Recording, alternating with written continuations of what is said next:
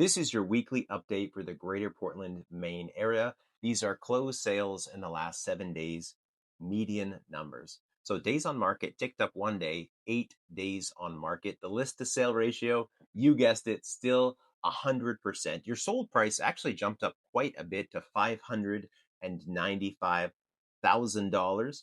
Jumping on to the national benchmarks, the interest rates came down a little bit.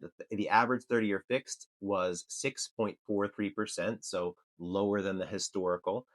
Your year over year appreciation of real estate only 0.8%, so less than we typically would like to see. And your US inflation still high, 4.2%, definitely higher than we would like to see.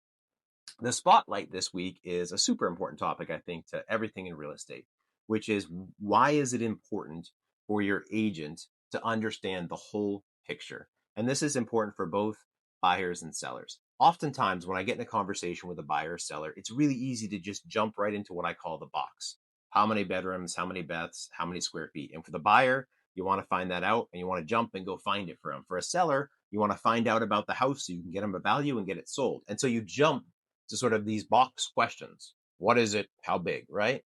And that's good. You're going to have to know that. But we don't want to jump through the other really important questions, which is understanding that client's past, their present needs, and their future goals, right? And this starts with a first level of questions about them, and then individual questions that are follow ups and follow ups after that. So, for example, I often work with investors, and a really important part of that question for them is, hey, if I sell this, am I going to have capital gains? Buying the next one, value is super important to me. And so there's all these questions around capital gains and taxes and buying at the right value that are a priority for them. On the flip side, I'm selling right now a couple of estate homes, and still tax implications are important to them.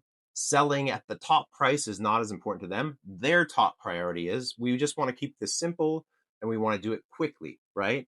You flip over to the buy side, investor looking at returns, investor looking at, minimizing their costs moving forward. But then I have a second home buyer, and their main reason for buying this second home is lifestyle.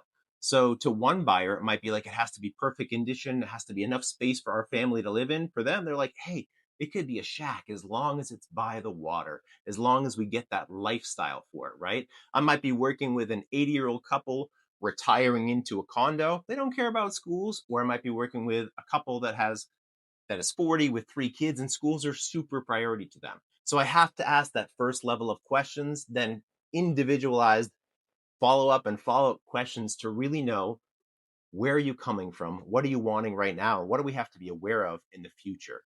When you're talking to an agent, it's super important that they do this, that you guys take the time to get on the same page with these things so that they're looking at the whole picture of what you need and how they can help you get there. I hope this was helpful. Have an awesome week.